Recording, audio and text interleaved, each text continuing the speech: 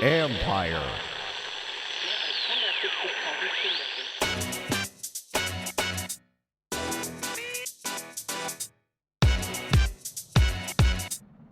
Welcome to the Football Jones Podcast, Episode 9. I am Mike Jones.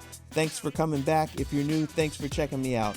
You can read me at usatoday.com. You can follow me on Twitter at @ByMikeJones. Follow me on Instagram at @ByMikeJones. The regular season is finally here. I'm excited. We've been talking about this for months and for weeks. Got a lot to talk about in this midweek episode. I am going to talk about my predictions for this week's games. I'll give you a little preview on key players to watch, plus score predictions.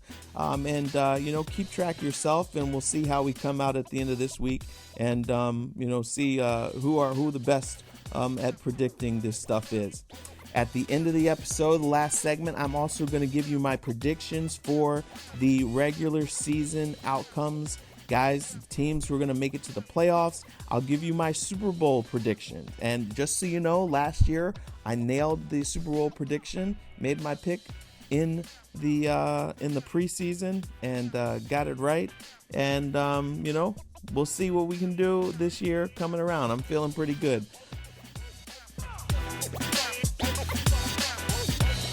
But first, last episode we ended off talking about the big holdouts that were still looming as the regular season was approaching.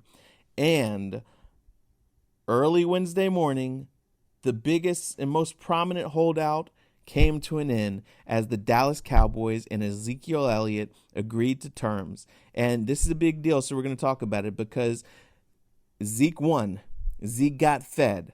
6 years, $90 million, $50 million guaranteed. So now he is the highest paid running back in the league. His guarantee of $50 million tops Todd Gurley's of $45 million. His average salary tops Gurley's. And if you take his last 2 years of his rookie contract that are still remaining, plus these 6 years, he's going to make $103 million over the next 8 years. Now, obviously, going to be interesting to see if he can fill out that whole career, but it looks like basically the way it's structured, 4 years totally guaranteed, and then we'll see what happens after that. He's got the length of the contract basically to get the annual salary average that he was looking for. He traded by, instead of setting himself up to earn another contract in several years from now, he signed in for the long haul with 6 years. So he gave a little bit, the Cowboys gave a lot, and I still think that this is a great situation for Ezekiel Elliott because he got paid. Again, he's the highest paid running back. He's only the second $100,000 player in Cowboys history. And the thing that was so fascinating about this whole thing, and comical as well, is that Jerry Jones did all that big talking. Zeke who? You don't need the league's rushing leader to win the Super Bowl. There's less pie to go around. All that talk made it look bleak. But all along, Ezekiel Elliott knew what he was doing. He knew he was dealing with. He knew that Jerry Jones cares about one thing, and that's winning. And that he knows that the window of opportunity is small, and the Cowboys have to strike while they can. They are working to get all of their core players re-signed, and there was no way in the world that as this window of opportunity for them to be contenders in this league, Jerry Jones was not going to really play hardball with his running back. And he did the talk. He created the attention. He created the spotlight, commanded the spotlight, created the spectacle throughout the preseason to ensure that the Dallas Cowboys were on everybody's lips every single day. And you know what? It worked because Jerry had all that attention. And like I said, he knew he was going to re-sign Zeke. Zeke knew he was going to re-sign Zeke. And I had said that maybe it would go into week 1 and they would see how their offense struggled without Zeke, and then Jerry was going to panic and sign him to a long-term deal then. Well, it didn't even get to that because after all the talking, once it came down to crunch time, Jerry buckled down, worked really hard, got this deal done to make sure that Zeke is there from day one of the regular season. And we will see, can he deliver on this? The way that he has come back before after that 6-game suspension and came back like gangbusters, I think that even though he hasn't had the preseason, he should be able to go out there and make a big impact. Now, durability could be an issue. Conditioning, you would hope, isn't going to be an issue since he's been training all this time, but there's no shape like game shape. You hope he doesn't suffer some type of hamstring tear or something like that, but if he's properly trained and conditioned, he should be okay. And now we'll see if the Cowboys at full force can go out there and win this division. I think they're going to have a tough time topping the Eagles, and we'll see if they can get to the playoffs and actually win some playoff games, because they've got 4 playoff wins in the last 23 years. That is killing Jerry. And he's 76 years old now, and he badly wants to return to the glory years. And so now he's been signing guys. He's still got to take care of Dak Prescott, still got to take care of Amari Cooper, but I think that's all coming, and we will see. But the big piece to the puzzle, Zeke is the straw that stirs the drink for the Cowboys. He is signed, sealed, and delivered. We're going to get into the Sunday games when we come back. Like I said, we're going to break down every single game. I will give you my scores, predictions, and a couple players to watch from each one. And again, last segment, I'm going to come back, give you my predictions for division winners, playoff teams, and the Super Bowl champ.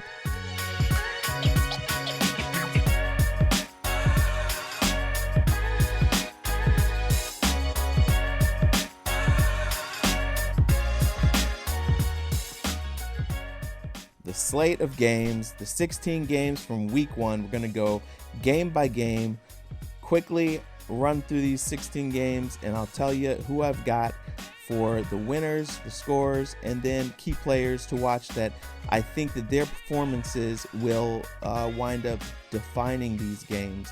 If they play well, their team should win. If they play poorly, then their teams very well could lose. Obviously there's a lot of performances that go together, but I'm going to pick out several key guys. But here we go. Let's start it off. So we already had the Thursday night football game, and next week I'm going to get this thing out a little sooner so that way we have time to talk about those games. But if you looked at usatoday.com yesterday, I had the Packers winning. I thought it was going to be a much higher scoring game than what we saw. I do think that Aaron Rodgers and Matt LaFleur are going to wind up gelling and having a really prolific offense. But I think that we just saw some rust here. Partly because these guys haven't played in the preseason, and also some adjusting, but also the Bears have a really good defense. The only problem with the Bears, though, is that their offense did not look as good as I thought they would, but again, that's probably from limited action as well. So don't put a whole lot of stock into how ugly that game was. Both of these teams will be pretty competitive this year, but Packers get the first one there, and here we go. Let's go into our next game. Sunday, Rams at the Panthers. I'm picking the Rams 30-20. And the guys that I'm going to be keeping an eye on are 2 guys coming back from injury. Todd Gurley for the Rams. Look, he had an amazing season last year. Ran the football, caught the football. Really great all-around back.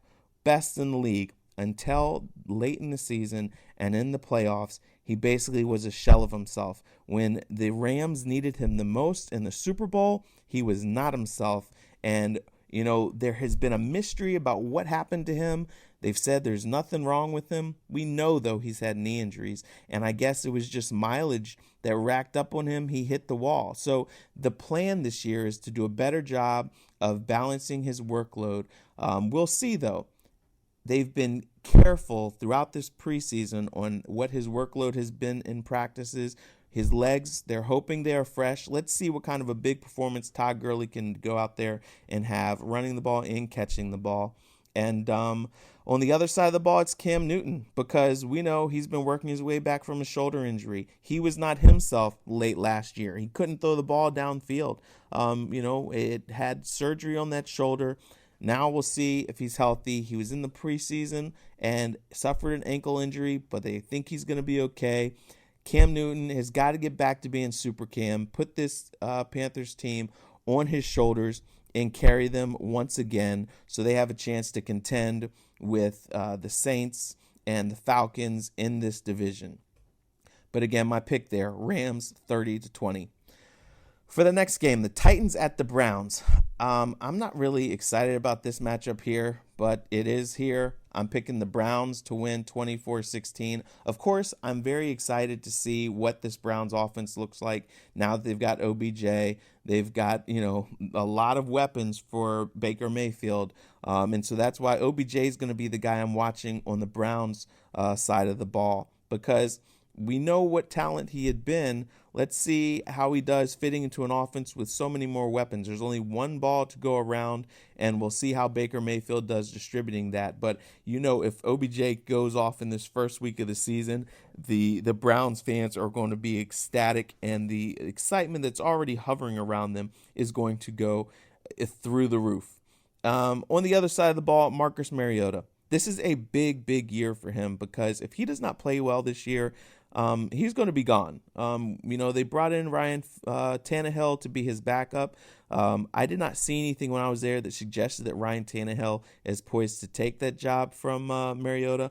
But if they're late in the season and he has not played well, then maybe so. But either way, if Mariota does not play well, he's going to be gone. He needs to go out there, start this thing off hot. He's in this offense for a second straight year. He has not had continuity in previous years. This year, they're hoping that he can build on the foundation that they laid last year. So we'll see how he does. But again, Browns 24-16. Next game, Chiefs at the Jaguars. Okay, the Chiefs, I think they're going to pick up right where they left off last year. They just fell short, almost made it to the Super Bowl, but did not. But I have them winning this game here, storming out the gates 31-27. Yes, they're going up against a great defense, but I think that obviously, Patrick Mahomes, Tyreek Hill, it'd be interesting to see how Shady McCoy fits into this offense, but they're going to do their thing. So the main thing that I'm looking, though, the main guy, I want to see how Frank Clark looks in this Kansas City Chiefs defense, because the defense was a weak point for them last year. They gave up way too many points, but they invested in their defense. Clark is a guy they traded for from Seattle, hoping that he can bolster their pass rush. So I want to see if he is worth what they gave up to get him and if he can make an impact. Other side of the ball, of course, I'm watching Nick Foles. The guy did a great job in Philly, Super Bowl MVP as a backup who became the starter. Last year, he stepped in once again, helped lead the team to the playoffs, but now he is the guy. He is reunited with his former quarterbacks coach, who is now the offensive coordinator in Jacksonville. Again, like I said, they've got a good defense, but he's got to ignite this offense because they have not had great play at the quarterback position. We'll see how he does, but again, first week, I'm saying that the Jaguars lose. It's the Chiefs winning 31-27. Next game, Ravens at the Dolphins. I'm picking Ravens 24-14. I'm watching Lamar Jackson, year 2, supposed to be taking leaps and bounds and becoming more well-rounded as a passer. I still think they run him quite a bit because he's still developing and his legs are hard to stop. So until they stop him, they're going to run him. Other side of the ball, Ryan Fitzpatrick, because we already know he starts off the year Fitzmagic. But we know that after about 4 games or so, he turns to Fitztragic, and we'll see what happens. Can he go out there and have a good game?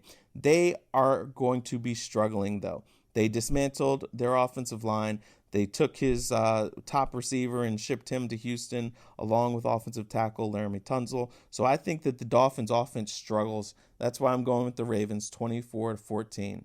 Next up, we got the Falcons at the Vikings. I'm going Vikings, 28-25. Going to be a close game here. Going to be some points put on the board.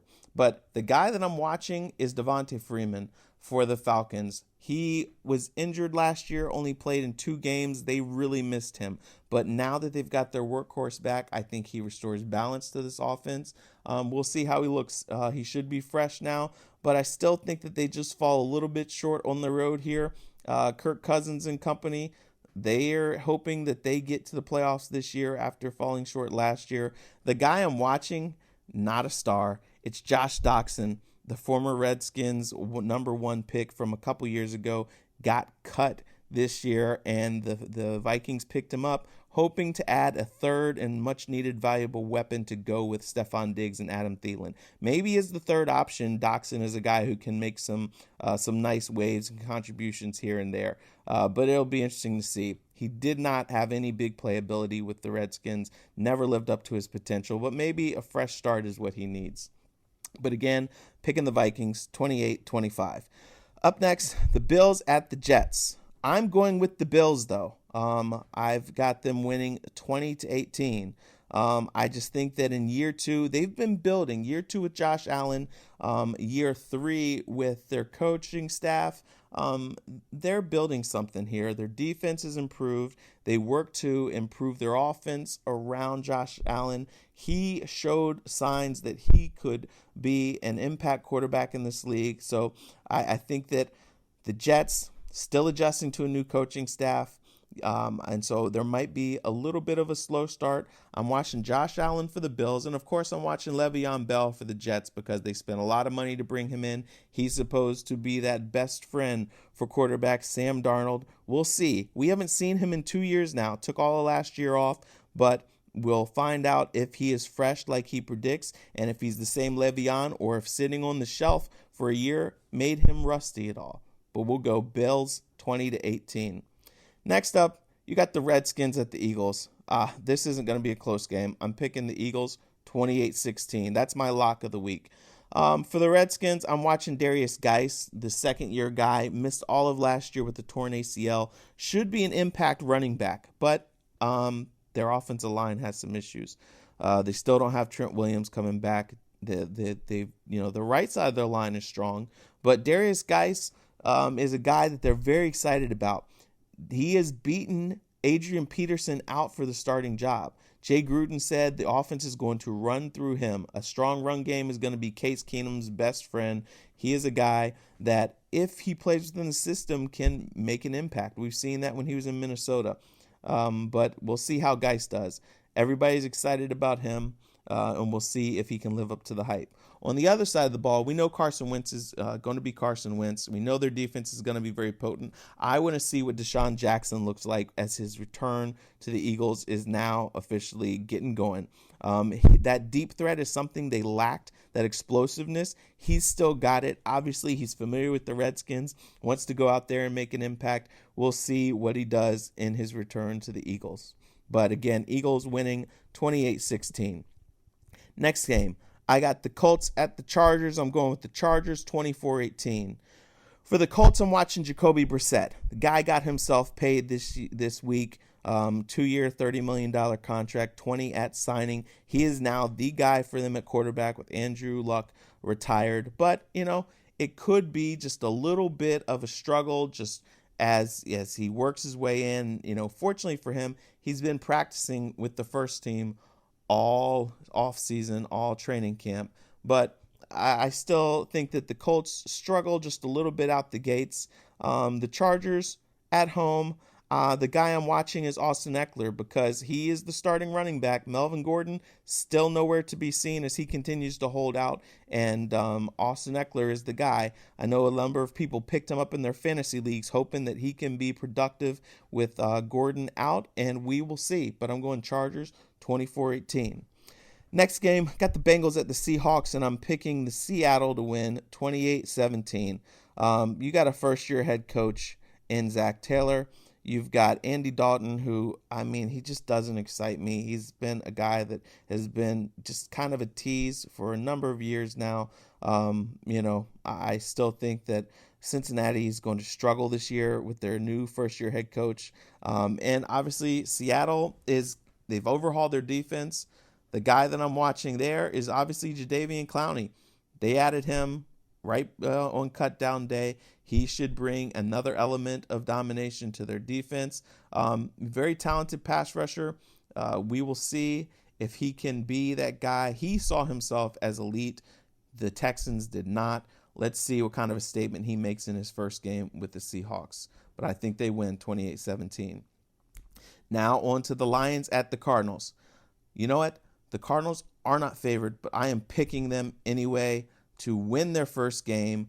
First game for Kyler Murray. That's the guy that I'm watching on their side of the ball, plus head coach Cliff Kingsbury. I think that because of the unfamiliarity with their offense, I think they do a bunch of crazy stuff, and I think that they go out there and win in their debut against a Lions team that is still struggling, still trying to find their way with new head coach Matt Patricia. But the guy that I'm watching is Trey Flowers, who Matt Patricia lured away from the Patriots, hoping that he can bring some domination in the trenches and be a tone setter for that defense. We'll see, but I'm going Cardinals here. Next, we got the Giants at the Cowboys. Of course, this is the game everybody wants to see. They want to see what Zeke does, how much he plays. He's the guy I'm going to be watching there. And I think that the Cowboys, they are excited. They're ignited by his return. They win handily, 29-18. And, of course, for the Giants, I'm going to watch Eli Manning because, every time he goes out there, everyone's going to be watching and saying, oh, should they play the kid? Should they play Daniel Jones? Should they bench Eli? Let's go out there and see what Eli can do. I think they're doing the right thing in starting him. Give Daniel Jones a little bit more time. Yes, he looked decent in the preseason, but the preseason and the regular season, two totally different things. But let's see what happens here. I got the Cowboys again, 29-18. Next up, 49ers at the Buccaneers. Jimmy G returns for the 49ers, but I'm going Bucs win 25-23. Very close game here. The two quarterbacks are the guys I'm watching. Jimmy Garoppolo, because he's coming off of injury, and they are really counting on him to help elevate this team and make them a playoff contender. He's got to knock off some rust and everything. Did not look good in the preseason, but I think Kyle Shanahan is going to scheme things up well. But, again, there's rust that he's got to knock off. On the other side of the ball, Jameis Winston. They brought in Bruce Arians, Byron Leftwich. They're hoping that they can fix him and help him live up to his potential, because this is, like Marcus Mariota, this is the last shot for him as well. So let's see what Bruce Arians can do for Jameis Winston. I think that the Bucs emerge victorious by the skin of their teeth in this game. The big game of the week is the Sunday night game, Steelers at the Patriots. Obviously, every time these guys play, it is a dogfight. I am looking here for the Patriots to win, though, 35-33. There's going to be a lot of points scored. It's going to be a shootout between Tom Brady and Big Ben. But the guys I'm watching, Juju Smith-Schuster, because I want to know, as that number one guy, without Antonio Brown on the other side of him, can he be dominant, or was he good because he had Brown taking so much attention from him? That's why I'm watching him. And another wide receiver for the Patriots, I want to see what Josh Gordon can do because the Patriots don't have a lot of dominant wide receivers. Yes, Julian Edelman is Tom Brady's favorite target, but Josh Gordon back from suspension, we'll see how much activity he has. Is he a fixture in this offense yet, or are they going to make him earn his way back little by little? We will see. Monday night games, there's two of them this week, and we got the Texans at the Saints. I've got the Saints winning 30-20. I think that the Saints are going to just come out this thing with a full head of steam. They've got a big chip on their shoulders after feeling like they got screwed over by the referees last year in the NFC Championship game. I'll be watching Alvin Kamara. Now this is his backfield. No more splitting time with Mark Ingram. So we'll see. How does he do? I think he's going to be just fine. He's going to be running the ball, catching the ball, doing it all there.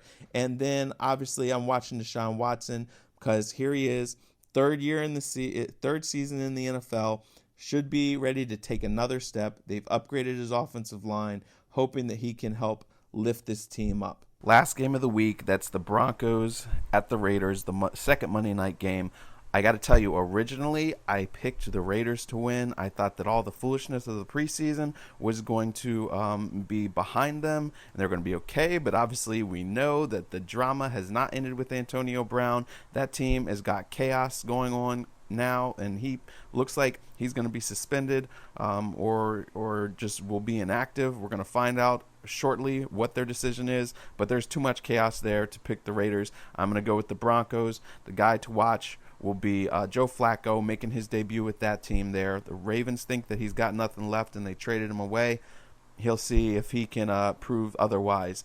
And the guy to watch on the Raiders side, obviously, we'll start with Derek Carr because this is a big year for him. Unfortunately, he doesn't have his top weapon. But the good positive thing, I guess, if you can pull out of this, is he doesn't have him throughout the preseason, so he's been working on his timing and chemistry with the other wide receivers. But either way, I've got the Broncos winning that one, and we'll say by a score of 21-12. So there are my picks for the week, and when we come back, we're going to talk about my predictions for the entire season. That's the postseason. Who makes it to the Super Bowl? Who wins the Super Bowl? Who wins the individual awards? That'll be the way we wrap up this week's episode in just a second.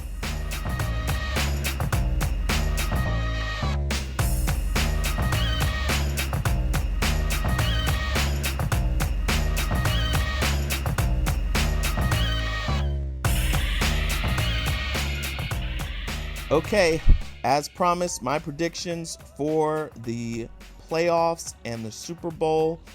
Quick rundown here. I've got the Patriots winning the AFC East, the Steelers winning the AFC North. I know it's going to be a fight with the Browns, but I'm going with the Steelers. Big Ben, he's been here before. AFC South champs, the Texans. I had the Colts, but then with Andrew Luck retiring, I switched to the Texans. AFC West, I've got the Chiefs winning that.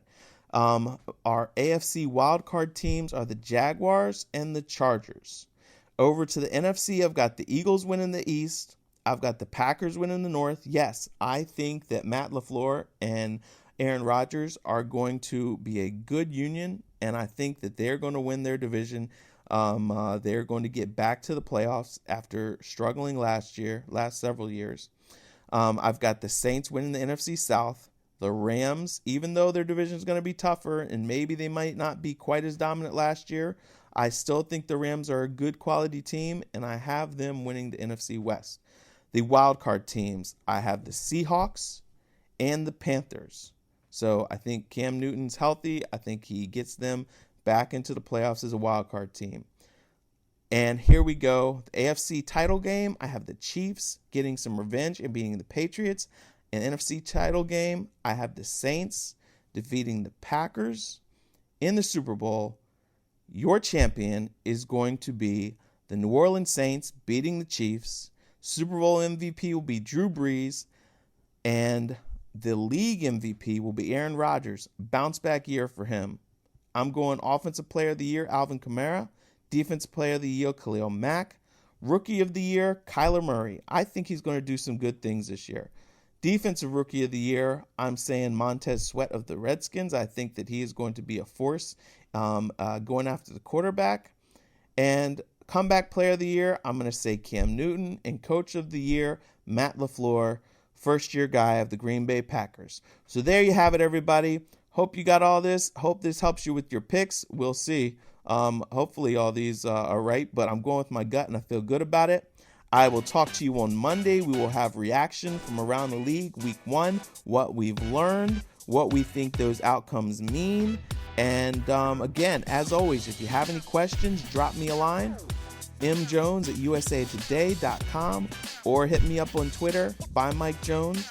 And again, go subscribe to the podcast and come on back next week for another episode of Football Jones.